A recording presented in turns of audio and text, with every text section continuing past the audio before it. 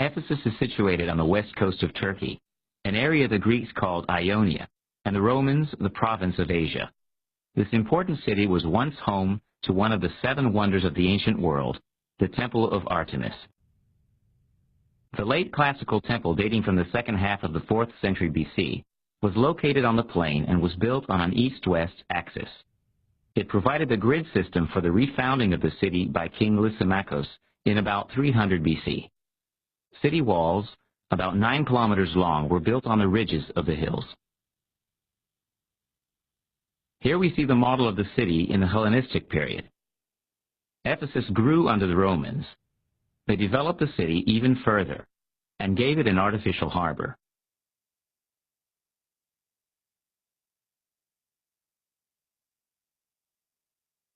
After the serious earthquake in 270 AD, the city was rebuilt in the 5th century, but on a smaller scale.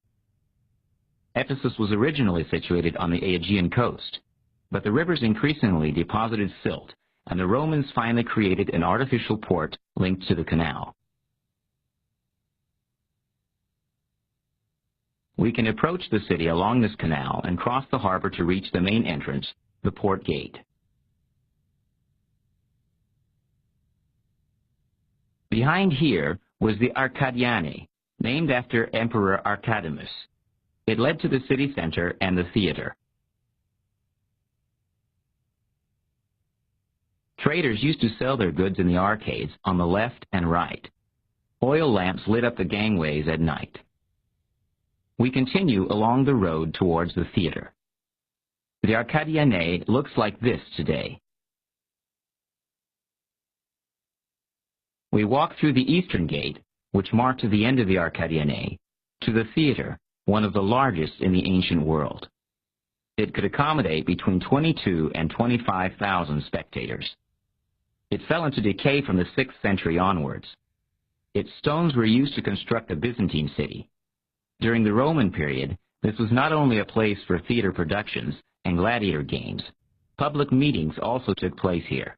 For example, this was where the decision was taken to expel the Apostle Paul from the city because the silversmiths were no longer able to sell their tiny silver figures of Artemis to pilgrims because of his missionary work.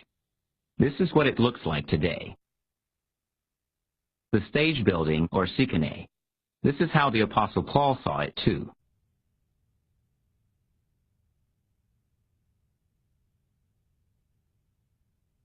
The spectators' seats with a canopy at the top. From here, we can glance westwards over the Roman city. We can see the port and the Arcadianae in the background again.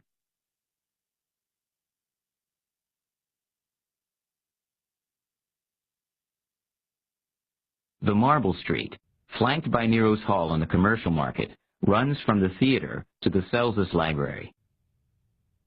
The governor Celsus had this built at the beginning of the 2nd century as a library, the municipal archives, and his tomb.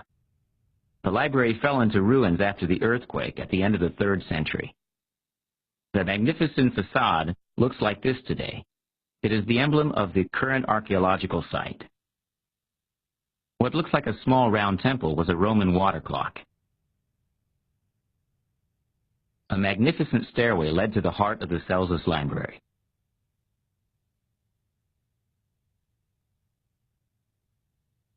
The library building formed the western end of Curete Street, which was lined with many tombs and memorials.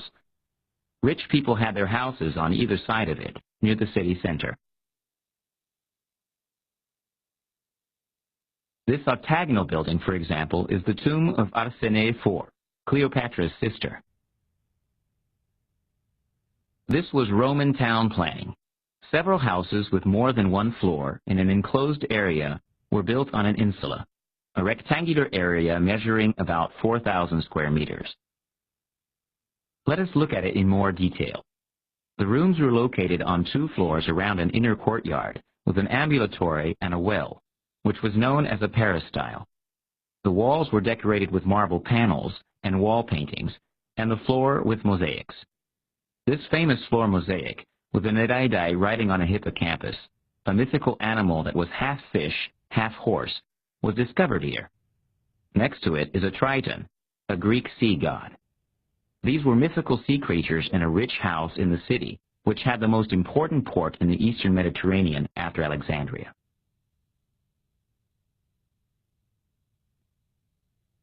During the 250 years that they were used for residential purposes, the peristyle houses were converted and redesigned several times.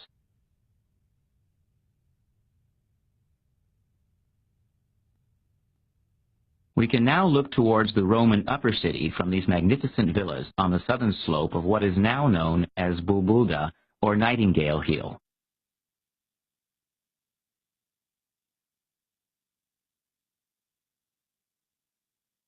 This was home to the state market, the government district of Ephesus, a square with buildings around it, the elongated Basilica Stoa with its two buildings at the end, and behind it the semicircular Bouleuterion and the Prytaneon to its left. A temple, public buildings, and a well completed the collection of buildings.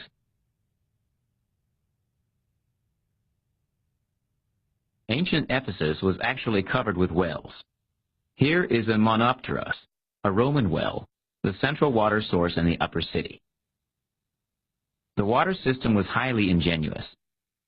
Fresh water from sources to the south and east of the city was fed on aqueducts, and then into main pipes and secondary pipes along the insulae, to houses, wells, gymnasiums, and pools, to cater for drinking water, hygiene, and firefighting. The Vedius Gymnasium, a spacious Roman facility named after its sponsor Vedius, and built between 146 and 149 AD, was an example of the Roman bathing and body cult. The Palaestria, the courtyard with arcades for sporting activities. The Vedius Gymnasium was still used as a bathing pool between 300 and 500 AD before it fell into greater decay from the early 6th century onwards. The theater was also just a ruin during the Byzantine period. The Celsus Library became the facade for a well, and the terrace houses were turned into a craftsman's district. The foundations of the monopteros were well used for a different purpose.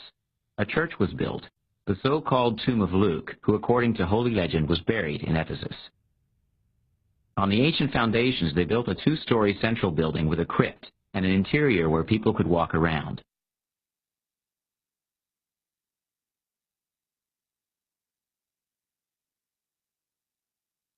We now fly over the Byzantine city to the hill to the north.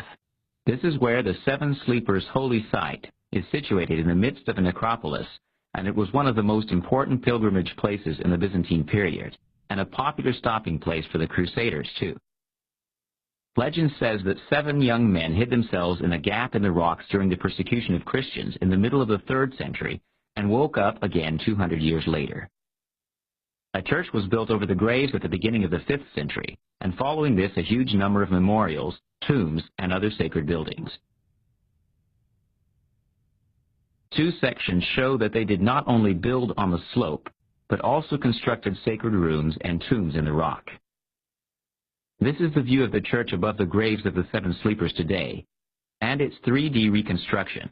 There are a number of grave niches in the walls. The walls themselves are plastered. This is the view of the presbytery. Legend says that Mary Magdalene died here. She is also mentioned positively in the Quran, and is therefore venerated by Muslims. Her grave in the 7 Sleepers holy site is therefore a place of pilgrimage for them too. We leave the pilgrimage site and fly over a church which was built on the foundations of the Temple of Artemis and continue to the atrium of Basilica of St. John. This is the memorial building established by the Emperor Justinian and his wife Theodora. The atrium rests on a high platform. We enter the church through the lobby area. The architecture and inner fittings of the Basilica of St. John were based on the Hagia Sophia Church in Constantinople. We can see the ambo or pulpit, and behind it the solia, the aisle or the presbytery. The ciborium, the altar, stands at the crossing. Beneath it is the burial site of St. John. A sacred legend says that the beloved disciple of Jesus arrived in Ephesus with Mary in the 7th decade of the 1st century, and that both died here. So this is a very holy site for Christians, which explains the extremely rich decorations in the church. Behind the ciborium are the priest's seats. The raised one in the middle was for the bishop. The Basilica of St. John replaced the ancient shrine of Artemis in Byzantium as a pilgrimage site, a business center, and a place where refuge was granted, until the Selçuklular conquered the city of Ephesus in 1090 AD.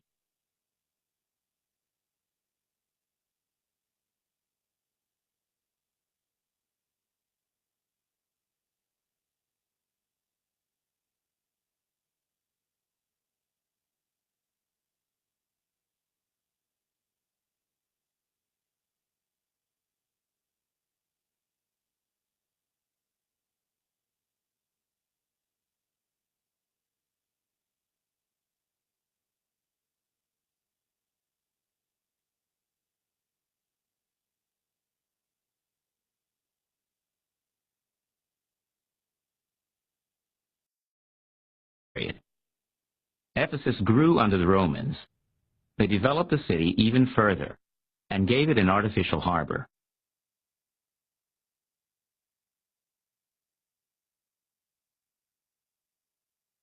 After the serious earthquake in 270 AD, the city was rebuilt in the 5th century, but on a smaller scale.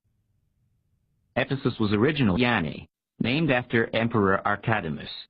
It led to the city center and the theater. Traders used to sell their goods in the arcades on the left and right. Oil lamps lit up the gangways at night. We continue along the road towards the theater. The Arcadianae looks like this today.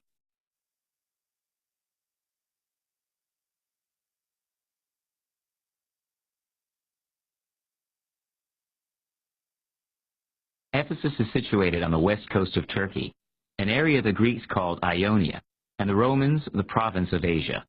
This important city was once home to one of the 7 wonders of the ancient world, the Temple of Artemis. The late classical temple, dating from the second half of the 4th century BC, was located on the plain and was built on an east-west axis. It provided the grid system for the refounding of the city by King Lysimachus in about 300 BC. City walls, about 9 kilometers long, were built on the ridges of the hills. Here we see the model of the city in the Hellenistic period situated on the Aegean coast. But the rivers increasingly deposited silt, and the Romans finally created an artificial port linked to the canal.